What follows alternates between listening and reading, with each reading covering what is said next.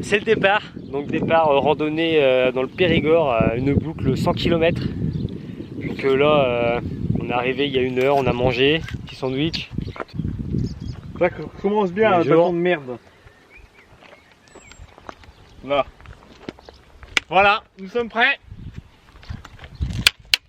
Voilà, au bout d'1 heure et demie, Julien, hors d'état, hein, il a chaud. Petit mot, petite barre céréale pour reprendre le... C'est normal, c'est moi qui porte tout le vin. Alors, petite pause à Saint-Amand-de-Coly.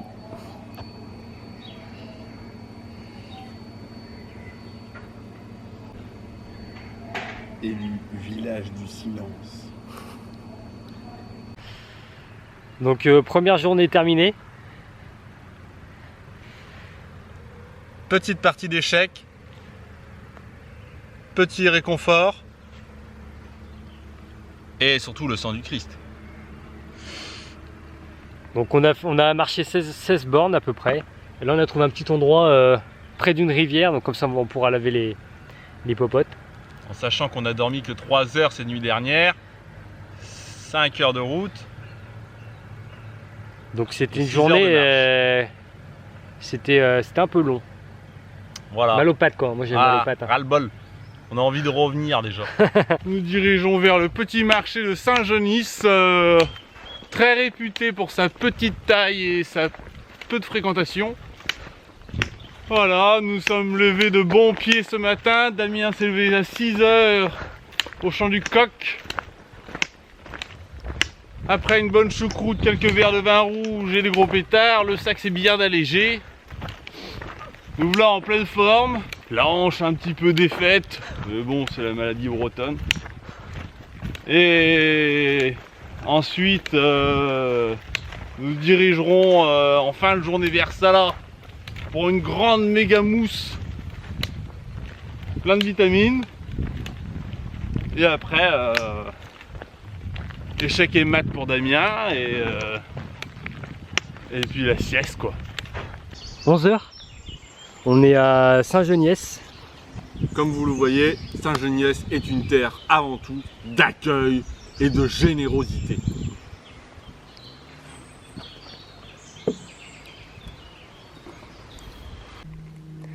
Alors après d'atroces douleurs de dos, Julien a décidé d'inverser son sac de sens. Et ça, le slip c'est pareil, hein. Une fois qu'il est sale, hop, on le retourne.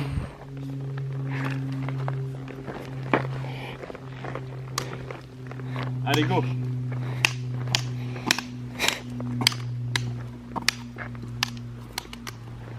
Donc lundi matin, un peu plus loin que ça là, on lève le camp. On lève le camp, debout tout le monde!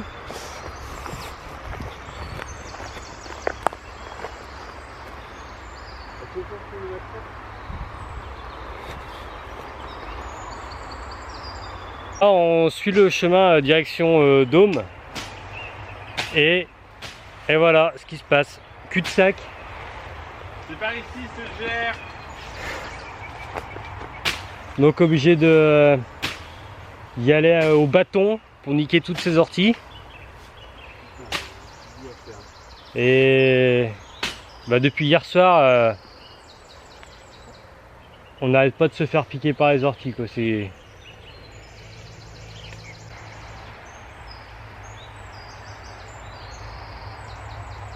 Il y a quelqu'un au bout là-bas. Je sais qu'on arrive dans une espèce de scierie. Enfin bon,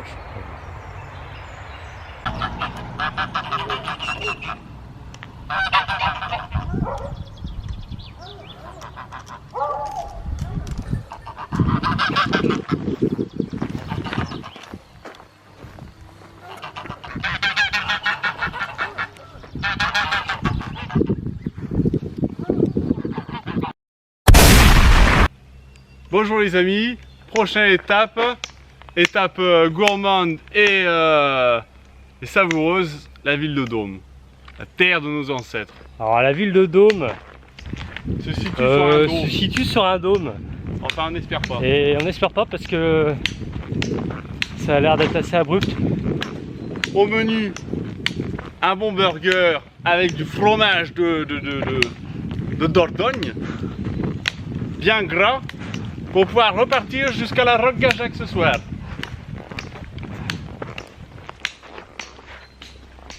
Sans oublier un bon litron de bière.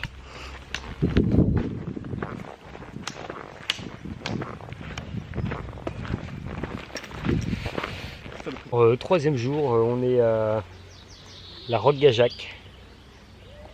On a trouvé un camping municipal, sympathique, pas cher. Donc on a pu prendre une douche. Et là, bah, on prend l'apéro. Julien qui va manger le fromage qui sointe.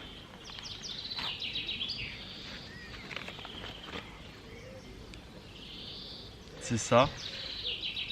Et aujourd'hui, on a rencontré une personne qui m'a montré ses cloques. Ses cloques de brûlure de soleil, c'était incroyable. Sacrée expérience, oui. C'est pas tous les jours qu'on voit des cloques comme ça, surtout d'un inconnu.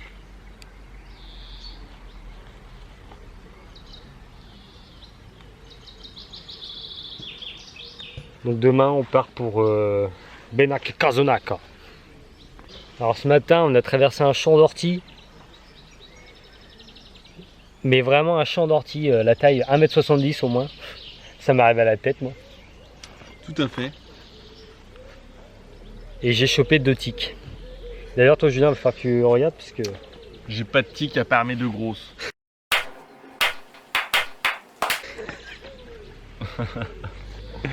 Celle-là, elle Bon. bouge pas. sur ces belles paroles, à demain. Voilà Benak, Caznac, donc la Dordogne, qui est à côté.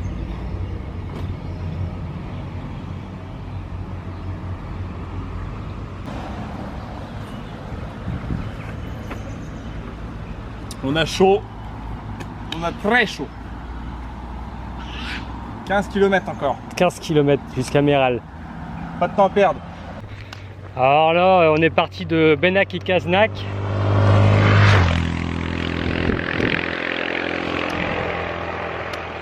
Et on va direction Méral, on a 15 km. Et bah pour l'instant, on est sur une nationale quoi. On est sur une nationale et il n'y a pas vraiment de trottoir. Bon, de toute façon, depuis le début, c'est comme ça. Mais il y a un château sympa.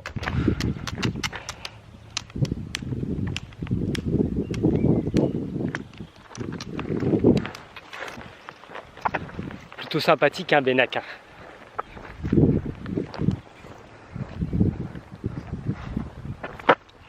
Un bon burger et c'est reparti. Alors, on passe pas non plus que par des départementales. Hein, on passe par des petits villages pittoresques très sympathiques.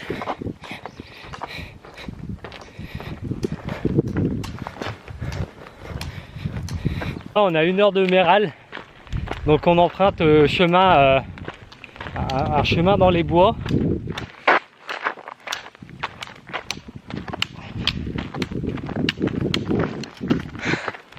Chemin dans les bois et bon, on a fait un petit détour, on s'est trompé. On pensait pouvoir marcher à l'ombre et rejoindre la route et au final ça nous a éloigné du chemin.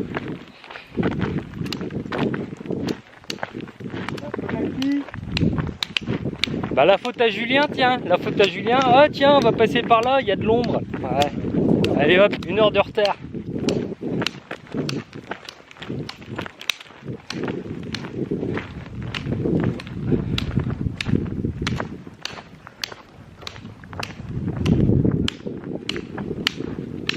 Donc stop à Méral, petite bière et petit coin tranquille, près de l'eau si possible.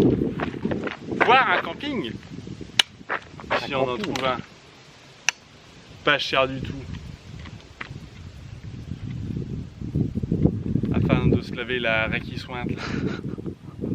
Parce que c'est pas ça, mais c'est le nuage de mouche qui suit Damien depuis tout à l'heure, c'est inquiétant. Bon, au final, on a trouvé un camping sur la route, hein, sur la route. Sur la route, bien sûr, on a fait un peu de stop parce qu'il nous restait 4 km de marche pour arriver à ce fameux camping.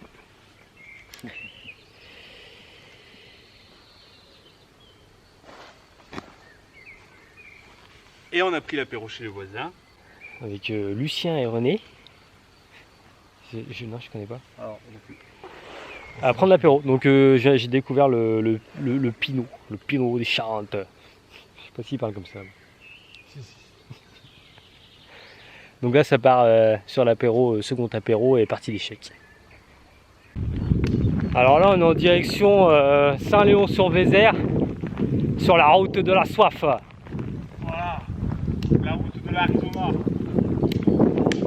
Pas un brin d'air, pas un coin d'ombre, rien.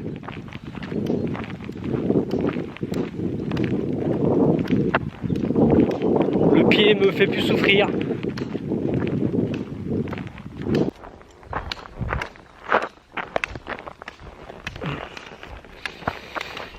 Donc là il nous reste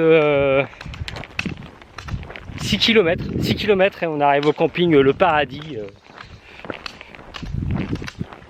En espérant qu'il y ait de la place quoi. Bon il y aura de la place, il n'y a personne dans la région. Ah, ce petit resto sympathique hein. Le restaurant Lou Camillou, terre d'accueil Et de générosité. et de générosité en sa matière gastronomique, qui nous a permis de découvrir le hamburger au foie gras avec un supplément d'oignons frits, de fromage avec le double fromage et de magret de canard épais d'au moins 2 cm. Et ça avec des frites maison. Les frites maison c'était assez. J'ai trouvé ça vraiment sympa. Je trouvais ça vraiment sympa. Et bon, oiseau, j'ai mangé du canard. Du canard stressé, battu à mort. Et ça, c'était notre bar de ce midi. Voilà. Petite bourgade bien sympathique, meilleure étape de notre randonnée. Terre d'accueil et de générosité, bien sûr. Suite à Donc maintenant, gros roulage de pétards. avec échec et mat à profusion quoi. Voilà. Bonsoir et bienvenue sur Un territoire nocturne. Ce soir, nous sommes à Saint-Léon-sur-Vénère. Petite bourgade de à peine 600 habitants. Nous sommes au pied de l'église. Nous allons visiter de suite son magnifique parc qui nous accompagne dans sa splendeur.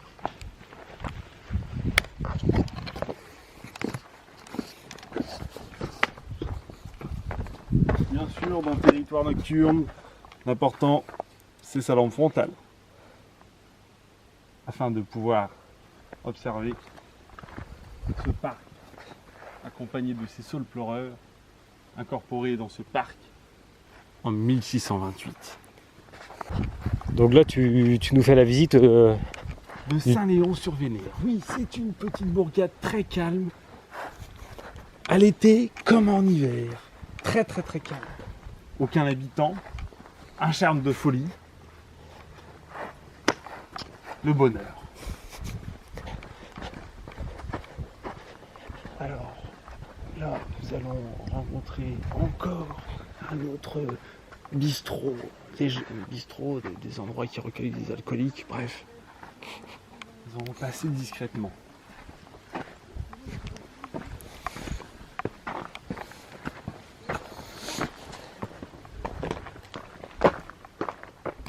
C'est beau ici aussi. Ah c'est sympa ouais.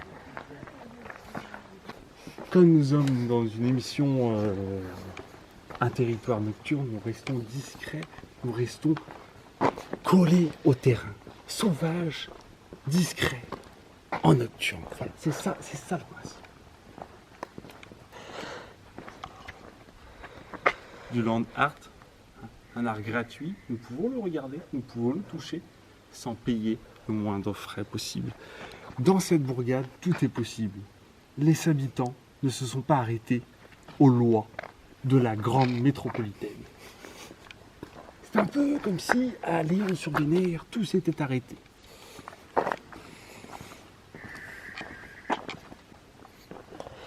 Les chats ont faim. Leurs maîtresses sont sans doute décédées de vieillesse dans leur maison. Cela fait son charme.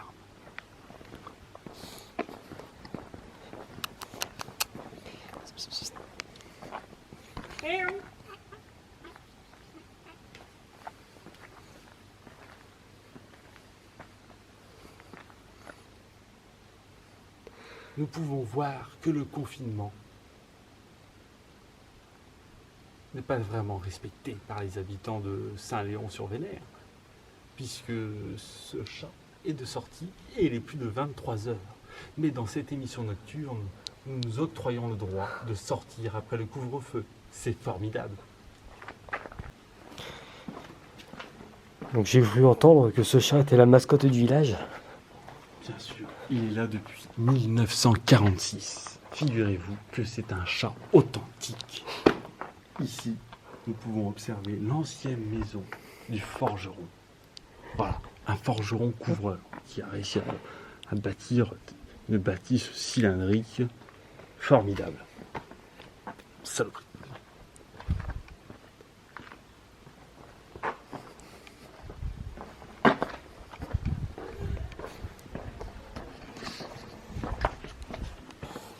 Et la maison de McGonagall, bien sûr. La sorcière de Harry Potter habitait cette maison-là depuis le tout début. C'est une emblème.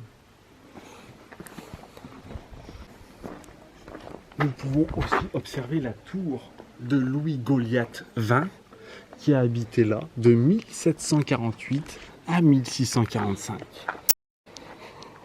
C'est une tour emblématique de notre patrimoine à Léon-sur-Vénère.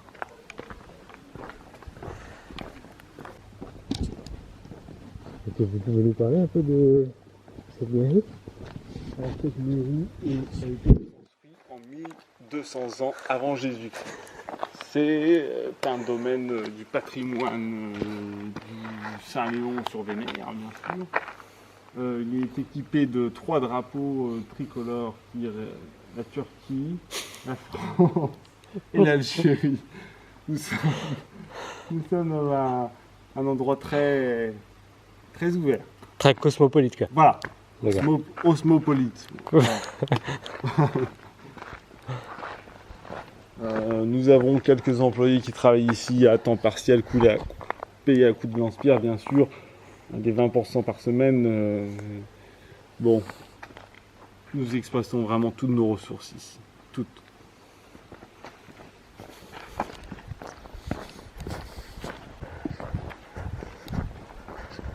Donc là se situe l'office de tourisme alors. Non, ici c'est les grottes de Lascaux qui ont été réhabilitées en fait en sanitaire pour le camping, parce que le camping est une source financière importante pour la commune, et donc du coup nous avons réhabilité ces grottes. Suivez-moi.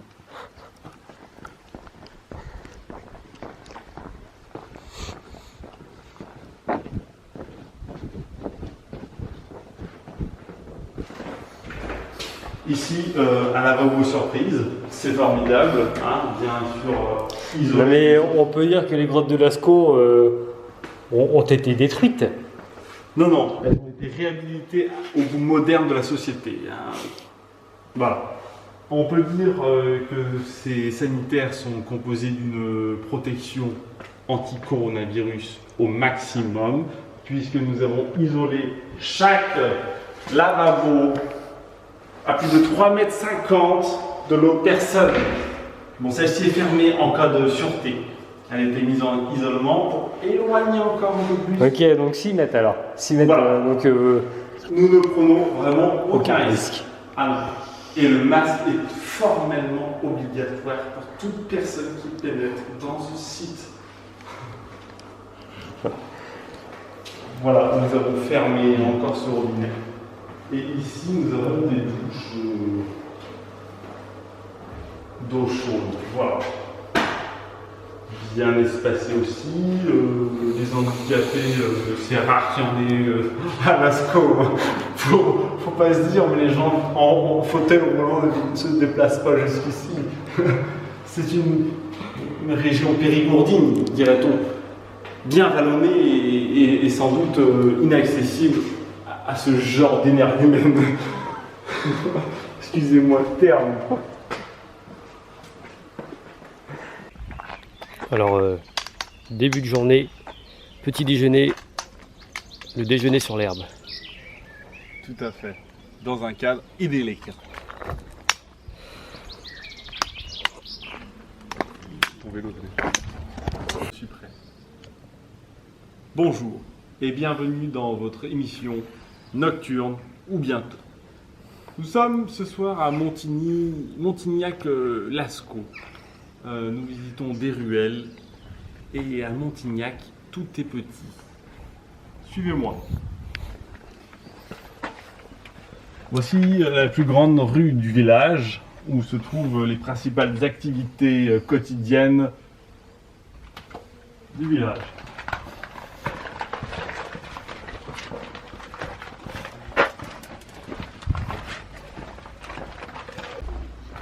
Ça c'est nous. Nous sommes maintenant en direction de l'avenue Jacques Laumont. Jacques Laumont était un habitant de Montignac. Il est décédé très jeune.